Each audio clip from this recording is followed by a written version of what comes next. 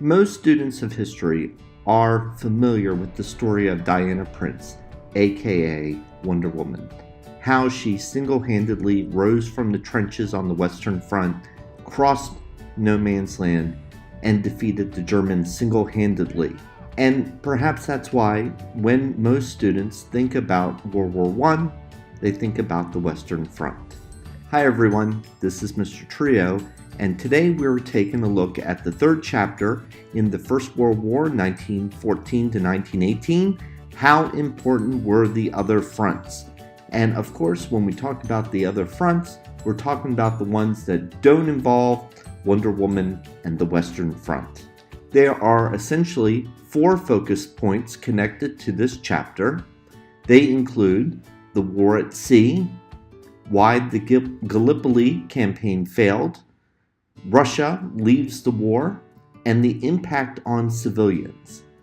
Now, for today's purposes in this video, what I'm going to do is I'm going to group the war at sea and impact on civilians together because they're closely related, and I'm going to group the Gallipoli Campaign and Russia leaving the war together.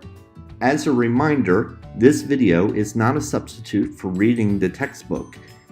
In this video, we'll be talking about big ideas connected to each of the different focus points, the key concepts that make these points important, and then at the end, the significance of each of the different points.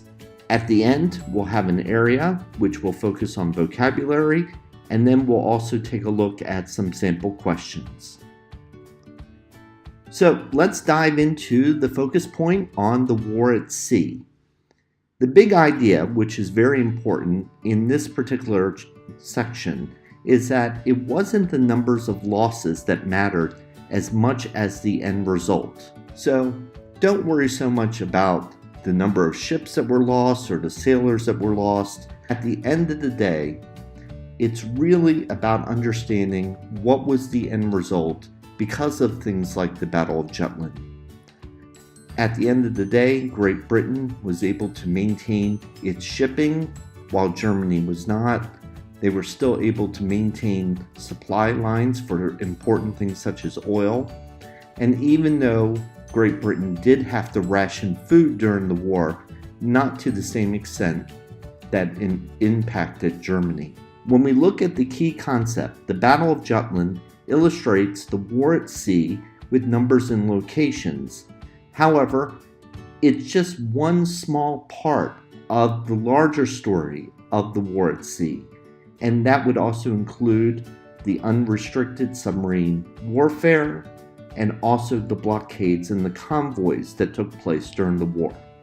Why is this all important? At the end of the day, even though each side suffered greatly because of the loss of ships and sailors, Britain was the one who maintained control of the sea throughout the war, and thus had a stronger impact on the German civilians who were without food and necessity.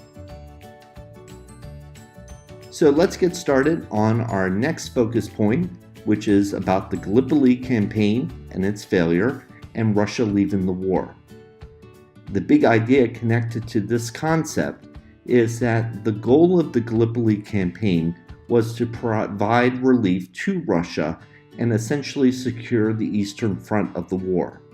Now, of course, this is a very crude map, and as we were talking during the section on the Battle of Jutland, I don't know if it's necessary to understand the maneuvers that the Allied troops were trying to make in order to capture the Gallipoli Peninsula.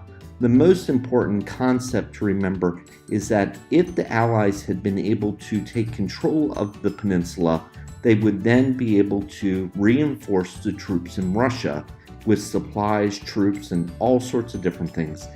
And in other words, it would have made the Eastern Front much more secure against Austrian, Hungarian troops and the German troops that were there, and thus provided more security for the Allied troops which were on the Western Front. The key concept to remember is that there was a great deal of poor planning that went into this campaign, and thus it made it a difficult task to achieve the objectives that the British wanted to achieve as a result of trying to force British troops up the Gallipoli Peninsula. The Gallipoli Campaign is remembered often because of the great losses, the soldiers and the sailors that had to go ashore on boats, the trench warfare which ensued. Once again, this was a battle in which modern weapons like the machine gun turned the tide. And the other aspect, which you can read more about, is that they were just terrible conditions when it was warm, and there were flies and disease in the trenches. And then as winter came around, the soldiers suffered from things like frostbite and hypothermia. So it was just an overall terrible campaign by the time that the Allied troops had to withdraw.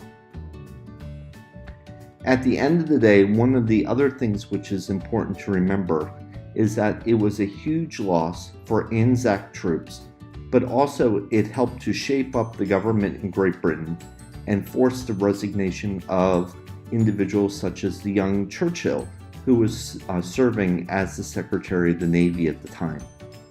Let's begin with some key vocabulary in order to apply to this particular unit. The Battle of Jutland, blockade, unrestricted submarine warfare, rationing, Anzac, Eastern Front, Gallipoli, Tsar Nicholas II, Russian Revolution, and censorship. As you might notice, there are several topics here which I have not mentioned in the video, but remember, the purpose of the video is to think about big ideas, not go into every single detail, or else the video would be 25-30 minutes long. Some possible questions to think about. What was the long-term impact of the Battle of Jutland? How important was relieving Russia in Gallipoli? Why did Tsar Nicholas take over the war effort? What impact did the revolution have on the war? Why was information about the war censored on both sides? And did civilian suffering lead to the end of the war? Thanks for joining me once again. This video omits many key sections of our textbook, and that's mainly because I can't go through every single section in a short video like this. This is mainly an introduction to get you start thinking about ideas. So I hope it's helpful, and as a reminder, we'll talk about all of these different details in far greater detail in class. Thanks a lot.